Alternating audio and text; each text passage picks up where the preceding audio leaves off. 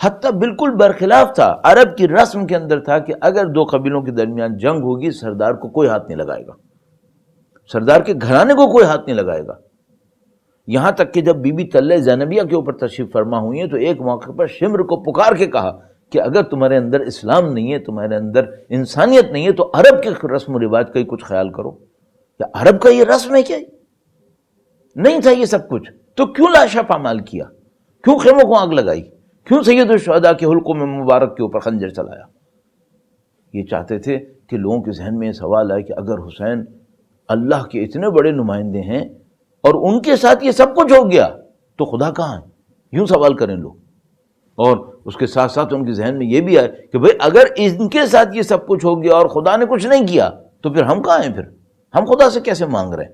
نعوذ باللہ تعالیٰ۔ یہ وہ سوالات تھے جو وہ چاہتا تھا کہ لوگوں کے ذہن میں جائے، اور سید الشہداء اپنی قربانیاں دیتے رہے، اور نصرت خدا نے چند سیکنڈز کے اندر یہ سارے منصوبے ختم کر دیے۔ اور میں یہاں پہ اور تفصیل میں نہیں جاؤں گا کہ سید الشہداء نے ان تمام مکر و فریب کے مقابلے میں جو طریقہ کار اختیار کیا تھا اسلام کو زندہ کرنے کا، وہ زندہ کرنے کا طریقہ کار کیا تھا؟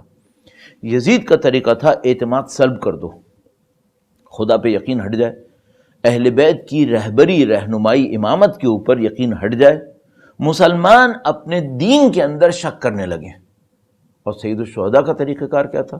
سید الشہداء نے یہ طریقہ کار اختیار کیا کہ جو اعلیٰ ترین قربانی ہے اس کے ظلم کے مقابلے میں، اس کی غیر انسانی حرکتوں کے مقابلے میں، وہ اعلیٰ ترین قربانی میں صبر کے ساتھ دوں گا، اور خداوند متعال کا قانون ہے صابرین کے لیے، ان اللہ مع الصابرین۔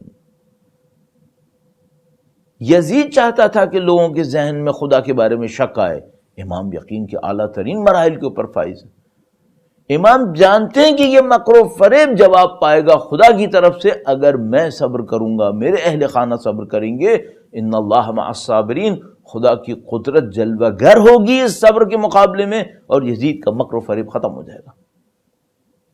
یہ سید الشہداء کا یقین تھا جس کے اوپر وہ قربانیاں دے رہے تھے۔